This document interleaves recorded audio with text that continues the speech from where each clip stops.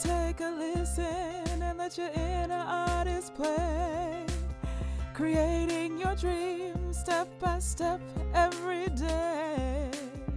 If you're feeling lost and don't know what to do, always remember that you can pivot to the artist pivot. The artist pivot. Hello, and welcome to the Artist Pivot podcast. On today's episode, I am joined by Julia E. Dyck, who happens to be an artist and hypnotherapist. She takes us on her journey from childhood passions in choir and theater to navigating trying the more practical route to finally returning to her creative roots. She shares how the pivotal experience of using hypnotherapy to quit smoking became a gateway to blending art and therapy in her life.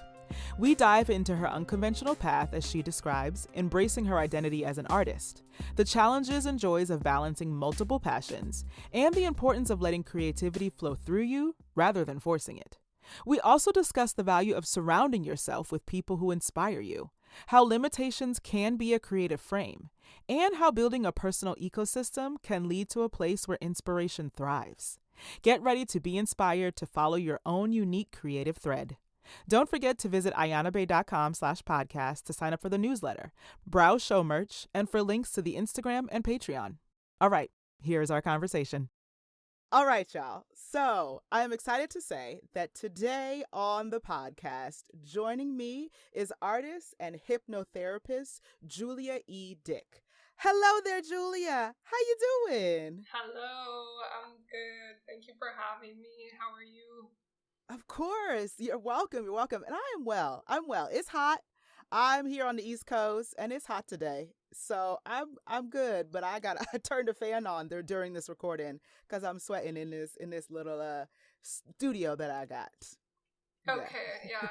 It's also quite hot here and I just closed my window because it's really like right here to help with the audio quality, but I might be a little bit glowy by the end of our conversation. Yes, a little glow, a little dew, if you will. Yes, I love it. I love it. So I like to start the podcast off with some fun questions that I think. So the first one is, how are your hydration levels? Like, have you had enough water today? Enough is subjective, but this is true. I think I've consumed a couple of liters of water today already. So I would say I'm medium to hydrated. Okay, we'll take that. We'll take medium to hydrated. And then the next question would be, what's been bringing you joy lately? Oh, wow. Wow, the first thing that comes to mind is my dog, Galaxy.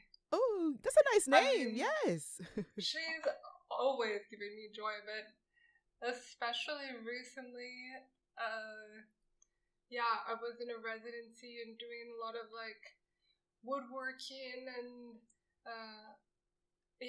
like very physical practice, and she was coming to the lab and like just, cheering everybody up and really like trying to help, and she brings me an enormous amount of joy.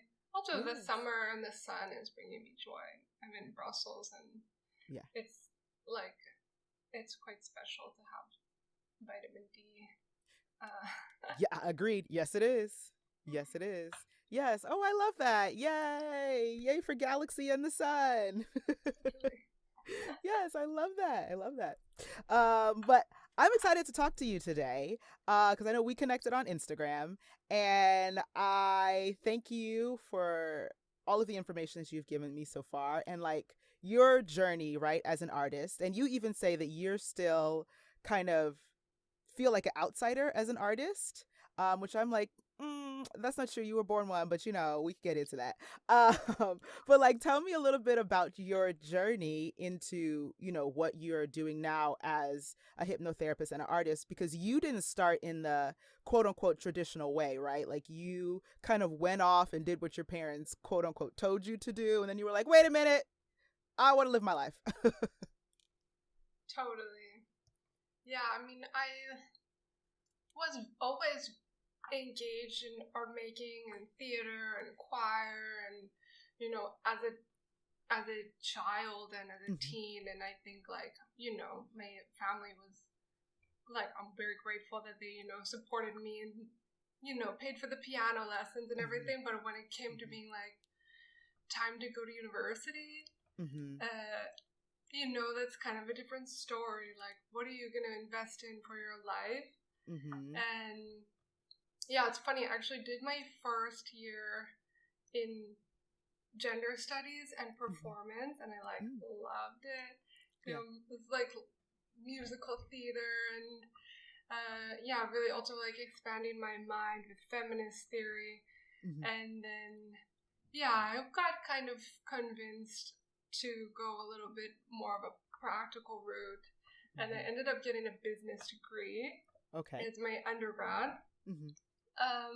But all the while, like, still practicing art, still taking any of my, like, elective courses in performance and in gender studies. Like, at the time, I had, like, economics textbook and, like, tap shoes in my backpack at the same time, you know? I love that! Yes! So, there, and then... Yeah, I never really managed to get, like, a businessy job, you know. I kind of was just so, like, such a, yeah. I mean, I'm happy that I have, you know, for all knowledge, but it was, like, quite painful to, like, be, you know, kind of stuffing it in there and spewing it back out and then kind of forgetting it. So I didn't really have the idea that, like, learning something or, like, school could be pleasurable and you could just do what you wanted. Yes. So after that, I moved to Montreal, and I did grad school in communication studies, which was like kind of a step closer. So it was still, you know, communication still has, like, a kind of practical outcome, but this was a very creative program where you actually make a lot of media. So I started making a lot of sound work.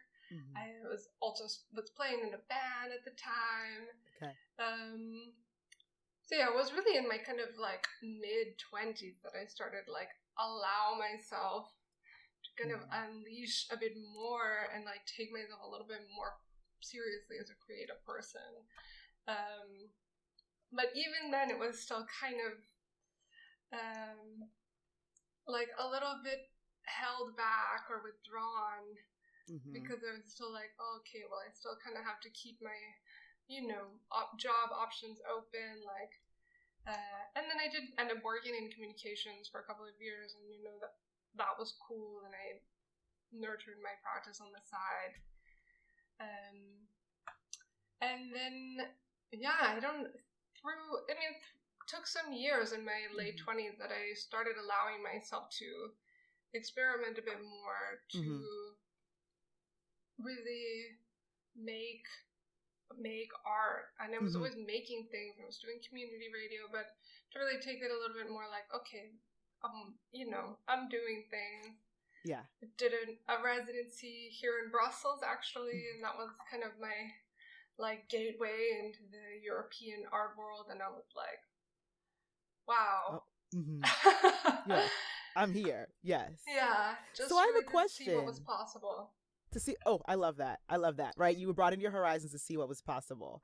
So what did you find allowed you to start, you know, being like, no, I'm going to create this art, right? Like, no, I'm going to do this. Was it like something in inner work, or was it just like you finally just decided, like, no, I'm tired? Like, what is it that you're like, I allowed myself to, right? But what got you to that? That's, yeah, very interesting. I think it was more that I tried so hard to go in the other direction. Yes. You were forcing it and it didn't work. Yeah. You know, then there have been moments also, you know, moving forward in my life when I have then again been like, oh, you know, it's like this to be an artist is not always a choice, you know. It's like, this was like, I tried to quit. I tried to do something practical. I tried to just have, you know, normal jobs, you know, quote unquote. And, and to do the marketing thing and the corporate thing, and it like just was so clearly nothing was smooth about it. And then things started feeling really smooth in this other direction, where it was like getting invitations and, you know, even just like this, you know, band that I was playing in at the time in Montreal, like would just had a lot of gigs, and then people would write about it. It's like things started really to kind of easily, I mean, not easily, but within a felt good with and ease. Felt flowing. Yeah. Right. Yeah. With ease. Right. Yeah. So there was and then of course I tried again to be like, I don't want to do this anymore. I'm going to try. How many times have I tried to quit being an artist? Numerous. I'm over it now, but you know, it was really like finally just being like, okay, this is who I am, and seeing small glimpses that like this is possible. Yeah. Oh yes, thank you for sharing that, because it's true. I have that belief that those who are truly following like their calling or what they were born with, like that thing that makes them tick on the inside, it's like, yeah, you try to quit, but you're like, but it's pulling me back. Unless you like decide that, yes, I'm gonna live this life in the corporate world, which again, I'm not shaming anybody for it. We have to survive capitalism, right? But for those who are like, I tried, but nah, I'm gonna stay on my artist side, you know, like that's where we're at, right? Okay, so I'm gonna fast forward a bit. So you did your residency in Brussels, right? You were like, wow, this is great. I'm broadening my horizons. Like, oh, what y'all doing out here in Europe? Like, I love this. So then you started to develop your own, I guess, kind of ways of doing things. So like what was spawned in your artistic world right after that residency and living in Brussels and all of that? Totally. So actually all of this around the same time, like doing this grad program and then starting to discovered the work of Paulina Oliveros, like American composer from the 70s, and she had this very particular practice of deep listening and sonic meditation. Okay. So she makes these compositions, but they're not, or scores, but they're not musical scores. They're more text-based, like instructions for kind of how to listen and little things to do together. So I started doing this kind of sound meditation thing. I was like, oh, this really feels somehow right for me, because also, working with sound, working with my voice, making art always felt also very therapeutic to me anyway. So and then it was also the same year that I went to Brussels on this residency, I was hypnotized to quit smoking. Okay. And this also changed everything, like a true turning point in my life. Not just because I quit smoking, but because I realized, I met my own subconscious in a way that I didn't really even know was possible prior. So I was already doing all of this kind of meditation and kind of like experimental sound work, and I was like, whoa, this is actually very interesting in terms of my practice and in terms of performance. And of course, like, who doesn't want their artwork to be hypnotic, you know? I mean, it's it's quite cliche, in fact, to call something that you really enjoy to be hypnotic, because it is, because you're very present with it and it changes you. Yeah. So I started just digging a little bit deeper into my own subconscious, working more with this hypnotherapist named Andrea Young in Montreal. And really also integrating what I was experiencing into my work through radio, through sound art, through performance and music. Mm-hmm. And that, yeah, slowly started to develop this kind of experimental, relational practice. And yeah, fast forward to 2020, like after I had already ended up moving to Europe. Okay. I was living here in Brussels, and in 2020, yeah, I mean, COVID the world lockdown. imploded. Yeah. Yes. Like everything canceled, you know, like as no exhibitions, no performances, no residencies, everything that I had been planning, like totally indefinitely postponed. So I found myself back in Montreal a little bit lost, and I decided to take on a 2-year training as a clinical hypnotherapist. Okay. As an artistic research. So I thought, at this point, I'm already doing this, using this so much in my work, and I'm like, oh, it would be cool if I just actually am legit, you know? If I really know everything, and then also I don't need to rely on, you know, working with a hypnotherapist, if I can just really do it. Yeah. And then through the 2 years of training, I obviously needed to take it seriously, like as I would be a clinical hypnotherapist, and I took some practicum clients, and through this experience, I also just really realized how amazing and transformative it is. So coming out of that, I was like, well, I'll do some one-on-one clients, like I'll do most, and then I'll do a lot of group work, and then I'll also use it for my practice. So that's kind of where I got to where I am now, which is about the case. Like I work, you know, one-on-one with clients. I do a lot of group sessions. I make kind of, self-hypnosis, audio, and I make performances and installation that are kind of in between what you would consider art and therapy. Yes. Oh, I like love to hear this, right? That you're infusing art into therapy, basically, right? Like hypnotherapy, but it is this, like, it's coming from you, right? Like all of these pieces came together because of who you are, right? Oh, like I am the Julia who, yes, I'm an artist and I develop these things and make these things and sound, right? But then you're like, I experienced this thing with hypnotherapy myself and I want to use it, right? And so it's the blending of the two that I love to hear, of like, that's your pivot, right? Like that's your, like, younger you had no idea this was going to happen, right? And you kind of just had to go with the flow, and you were like, well, this makes sense and this makes sense. So how do I put it together? And now you're here. Totally. Yeah, I would have never, ever expected that for that to be the trajectory, you know?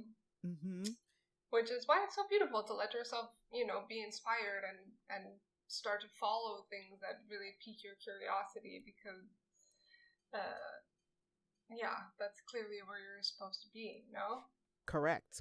And it happens with ease, right? As I like to say, like, not necessarily easy, right? Yes, there's still some hardships and maybe pain points, but it comes with ease because you're supposed to be doing it.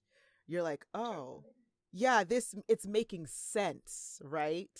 You're not pushing against it or fighting against it. You're like, no, I'm going to take the little pain points with this because I want to be doing this and this makes sense. Right? Precisely. Yeah. Yeah. And also there is like in anything, I think if you create something that feels like it's truly yours, not in the like trademark way of like, but like in the way that it's like, yeah, this really came from me and my life and my experience, and you know, whatever also came to me through me, and that it's like, well, nobody else could do this the way I'm going to do this. So it also makes those little pain, frictions, tension moments like so much more worth it. Correct.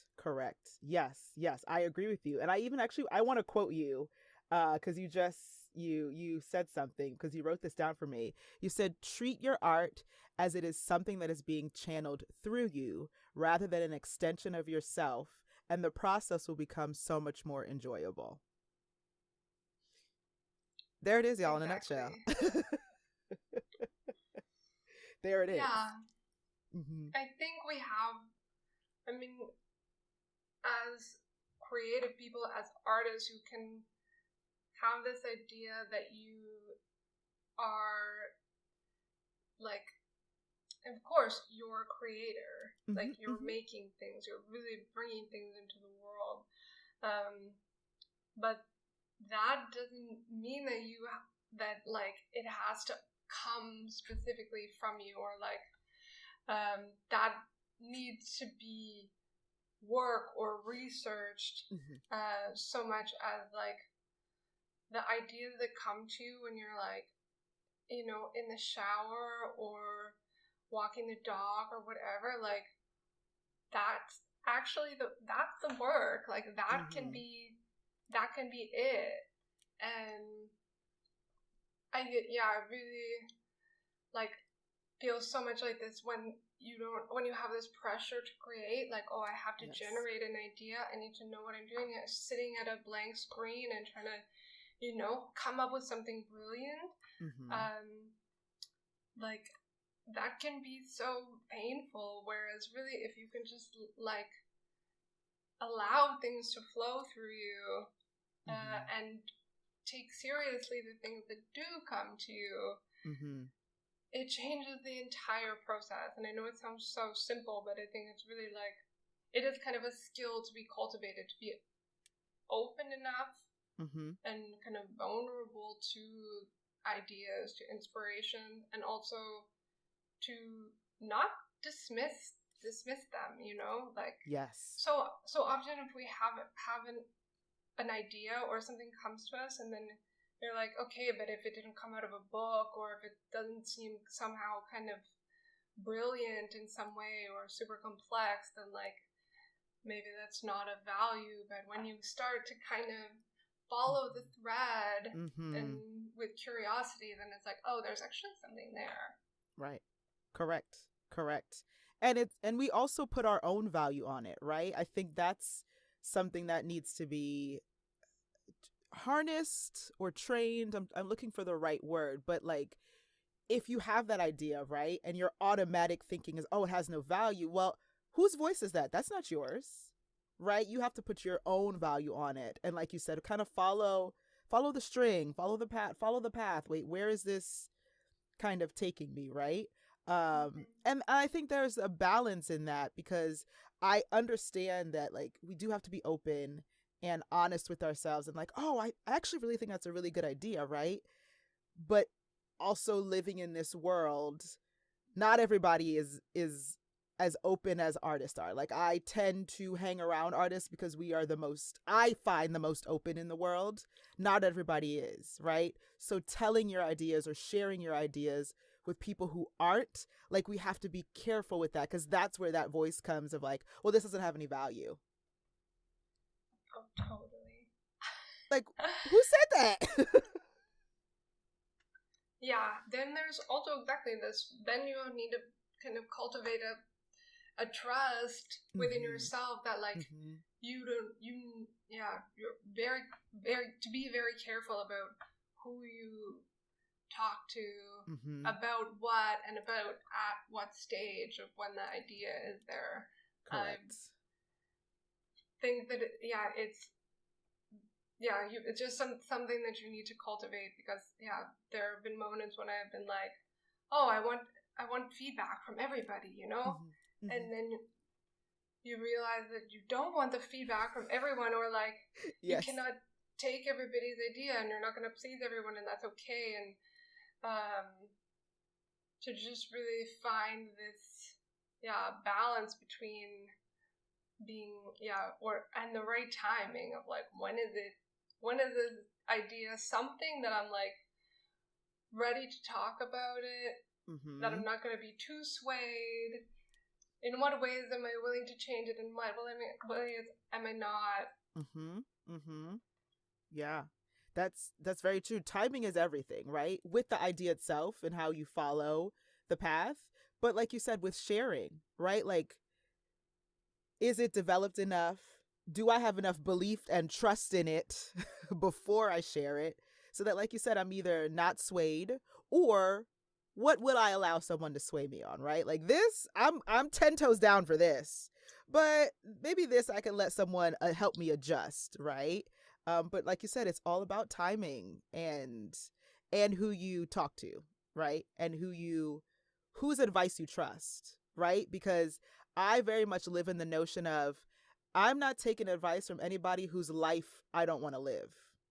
Exactly. Period. I don't want any piece of your life. So why would I take advice from you? Yeah. Why exactly? Why, if you would not want to switch positions with someone, or if they don't have like, aren't living the kind of life you want, why would you want to implement that on your own life? Precisely. Correct. So I think it's also really important to surround yourself with people that inspire you. It's that right there. No matter what, like as an artist or as anybody, it's just like, be around people who inspire you, and like life will be so much better. Yes. Y'all, if you get nothing else that Julia said in this podcast, surround yourself with people that inspire you, and your life will get so much better, right? Because I think that people who inspire you help to bring out the best in you, right? Like, you're like, oh yeah, that person, like, when I'm around them, I'm happy, and I really like how they operate. And mind you, they're operating in their own life and in their own way, so you have to operate in your own life in your own way. But someone that inspires you, I believe, will help you operate in your own life and in your own way, the way you move in the world. So, like, surround yourself with those people. Totally. And it sounds so simple and so easy, but it's also can be challenging to bring yourself to, it's quite easy to be the smartest person in the room, or the most interesting, or the most successful, but it can be challenging to surround yourself with people who inspire you in ways where you need to meet your own edges, and also, confront yourself with some of the ways that you operate, and and like level up in some way. Right. Yeah, that's fair. I mean, you bring up a good point of, like, we do have to meet ourselves, right? Like you were saying, you met your subconscious you finally met your subconscious, right? In hypnotherapy. And it's like, oh, I do have to work, like, I have to look in the mirror, right? And like you work on the little rough patches or the edges or the things that you're like, I really do have to examine that. And I do believe that people who inspire you will force you to, right? Because you're like, oh, if I want to get to this next place, I do have to kind of look in the mirror. And I might not like everything I see, but that's the point.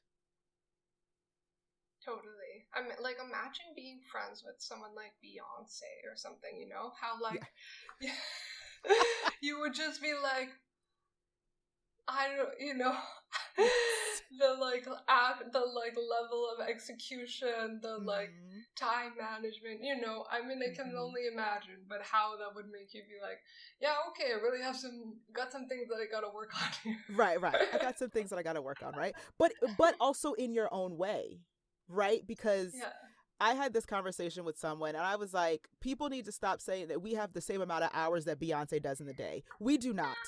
Beyonce has personal assistants. I'm pretty sure she don't do her own laundry. I'm pretty sure she got a chef. I mean, I can't validate any of these things, but like, we have different things in the day, right? Like, so don't compare me. in time management to her, right? But yes, you're talking about the execution, like the excellence. Like to me, she inspires me because I need to be excellent in my way, right? Like I think her life is crazy. Like I love her. Saw Cowboy Carter twice. But I don't want her life, right? I think it's crazy. But she inspires me to do my best in my life with the things that I want to do, right? Because she's doing what she wants to do. And it's like, well, if Beyonce could do what she want, how come I can't in my own way, right? It's like, yeah. I have to be the best that I can be and execute things the best that I can. Totally. Also, this thing of being like, seeing somebody do what they want in their life is also like one of the most like wonderful examples of inspiration. Like it's yeah, I mean there is nothing else, you know, when you're just like, well, if they can do what they want in their life, like, you know, I mean, you can always think of 1,000 reasons why you have a different situation or why you can't, but just like with what I have, I will at least try to do what I want with my life. Correct. You took the words right out of my mouth. I said you could do the best with what you have. Do the best, because take one step and then tomorrow you take another step and then the next day you take another step. Right? You have to at least try. And yes, we're all in different situations.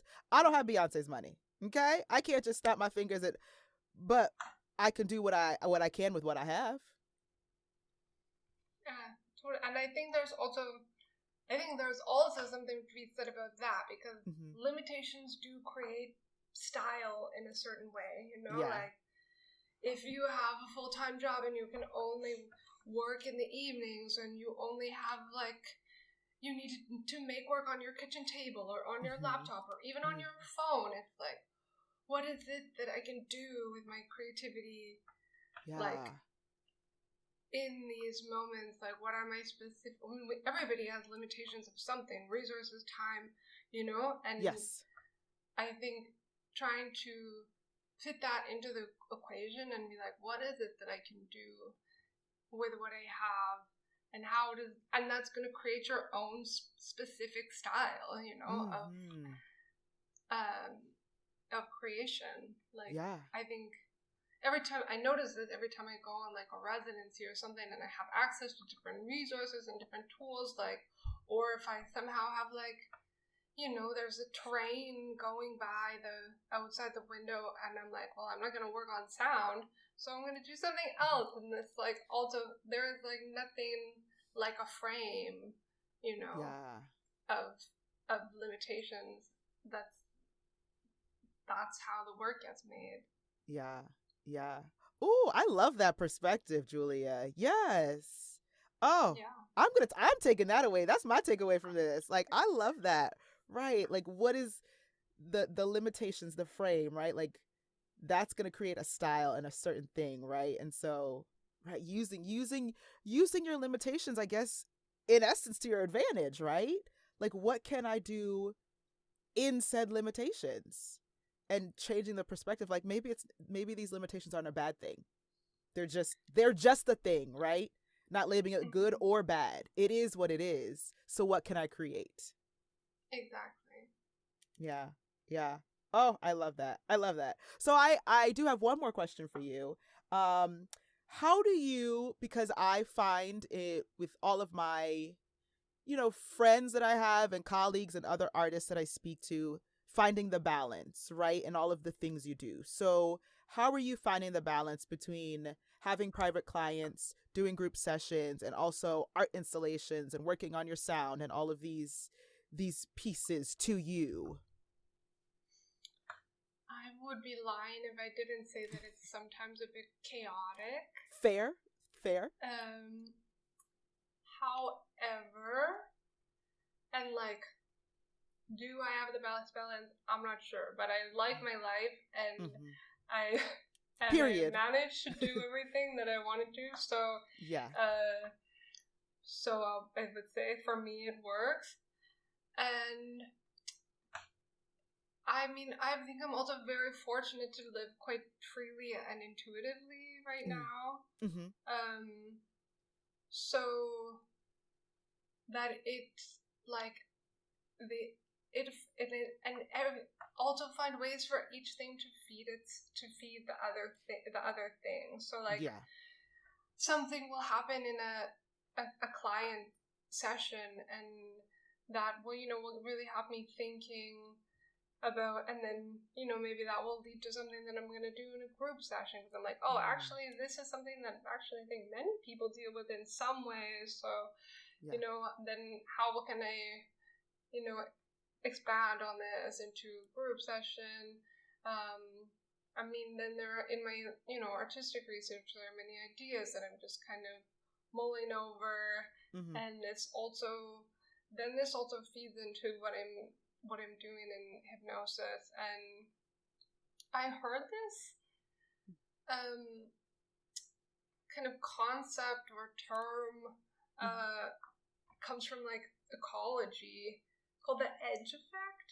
Okay. It's basically the idea that like ecosystems that are at the edge, so like where the forest meets a marsh, or where like land meets water, these kind of like in between or both and spaces have the like most diverse ecosystems, and like the most species can thrive there. So I think it can be applied to life, and especially the more things that you're doing, like doesn't have to be a separation, but it can actually be this like very complex ecosystem where actually more things can thrive. So I'm really like, I used to feel so, and I do even more things than just these two. Like there's so so many days I woke up and being like, oh, I wish I could just be a painter, like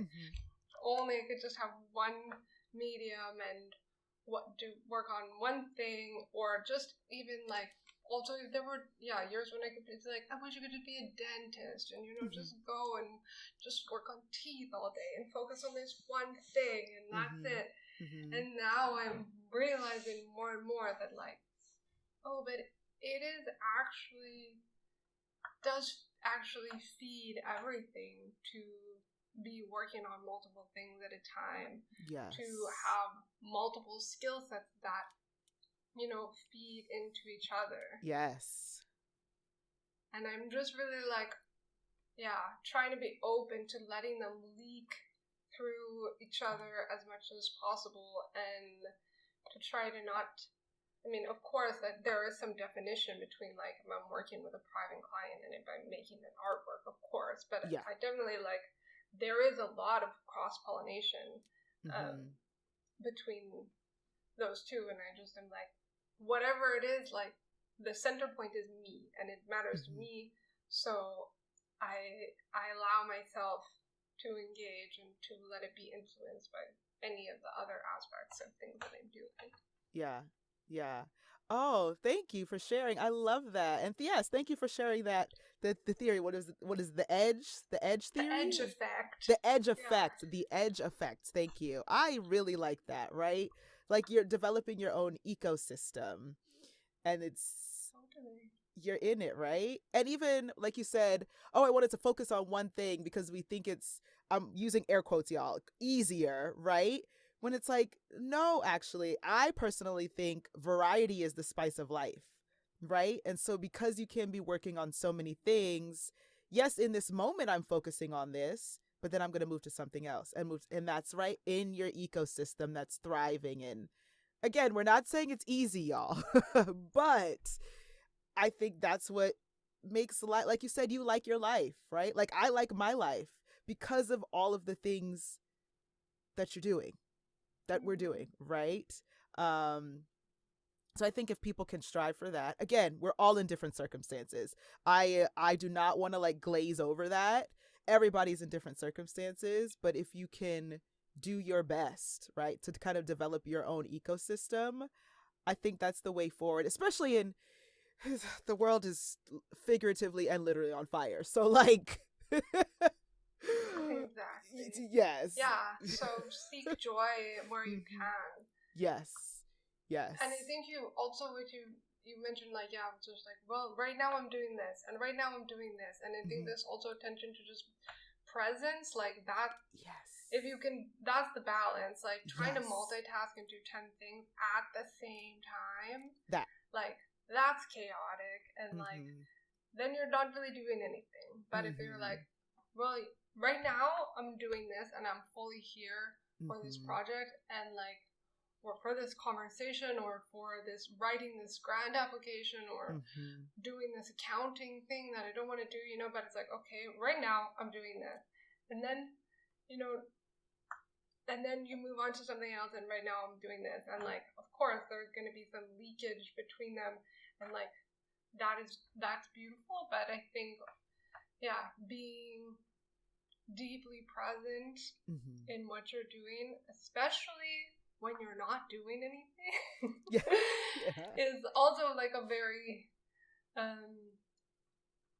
it is also the key. I also have this kind of theory about time of like passive, active, and neutral time, so that you should be like, sometimes you're making something, writing something, doing something active. Sometimes you're passively learning something, and sometimes you need to just be doing neither, like nothing really coming in, nothing really coming out.